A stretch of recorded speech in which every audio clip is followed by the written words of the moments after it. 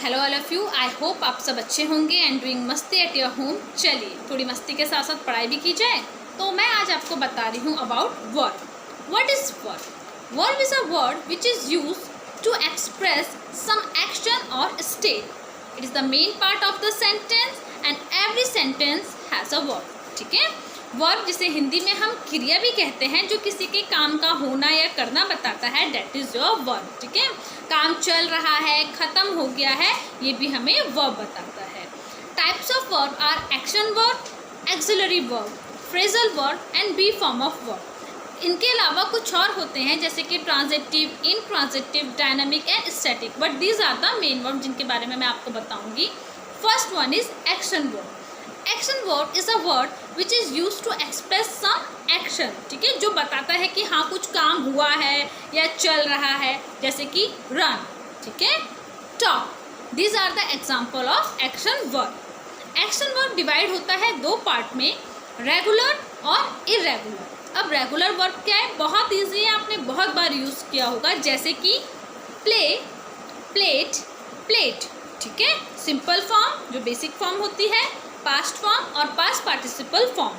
तो जिनमें भी ईडी लगता है, जैसे कि watch, watched, watched, talk, talked, talked. ठीक है, जिनके पीछे भी ईडी लगता है वो रेगुलर फॉर्म ऑफ वर्ब होती है और 97% वर्ब रेगुलर फॉर्म होती है।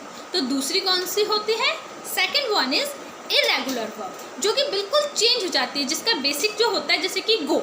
ठीक है, अब गो के बाद अगली फॉर्म क्या होती है? Past form went and past participle gone, जैसे कि सी, सॉ, सीन। यानी कि जो चेंज हो जाती हैं फर्स्ट फॉर्म से, बिल्कुल अलग हो जाती हैं, वो होती हैं इरेगुलर। 3% ऑफ वर्ब जो होती हैं वो इरेगुलर होती है, बट डोंट वरी 97% रेगुलर होती है, यानी कि सिर्फ आपको ईडी लगाना होता है। ठीक है, second one is axillary verb. अब एक्सिलरी वर्ब क्या होती है? When it is believed that something is probable। ठीक है, मतलब कोई चीज़ होएगी। ठीक, और जिसमें आपको परमिशन लेनी पड़ती है, रिक्वेस्ट करनी पड़ती है, वो वाली वर्ब्स क्या होती हैं? एक्सिलरी वर्ब होती हैं, जैसे कि कैन, कुड, शैल। ये सब किस में आती हैं? एक्सिलरी वर्ब में आती हैं। जैसे कि मैं आपको कुछ एग्जांपल देती हूँ। Can you speak in English? क्या आप इंग्लिश में बात कर सकते हैं? ठीक है, आई शैल गो टू द मार्केट, मैं मार्केट जाऊँगा। तो यहाँ पे जो शैल है और कैन है, ये यहाँ पे क्या है? एक्सिलरी वर्ब है। ठीक है, with the help of auxiliary verb we can ask the question very easily.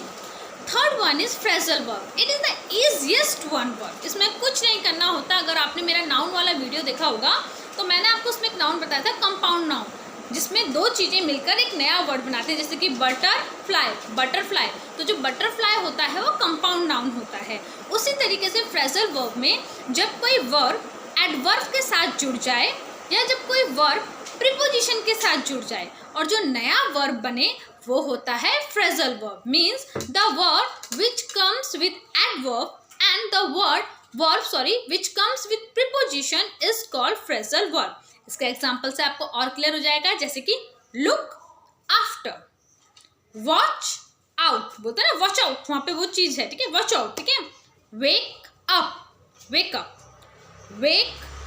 Broke down, broke down. ये वर्ड आपने यूज़ किए ही होंगे, सुने ही होंगे। तो इसमें अब अगर आप देखो, जैसे कि मैंने एक वर्ड यूज़ किया वेक अप। वेक मतलब उठना, अप मतलब प्रीपोजिशन। तो वर्ब किसके साथ आ रहा है? प्रीपोजिशन के साथ आ रहा है।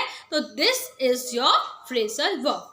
The last one is B form of verb. B form of verb क्या होते हैं? इन्हें हम हेल्पिंग वर्ब भी कह सकते हैं। It act like a axillary verb. जैसे कि मैं आपको एग्जांपल दूं, my father is an engineer. तो यहाँ पे जो इज है वो बी फॉर्म ऑफ वर्ब है। ठीक है, अगला, they are going to the school.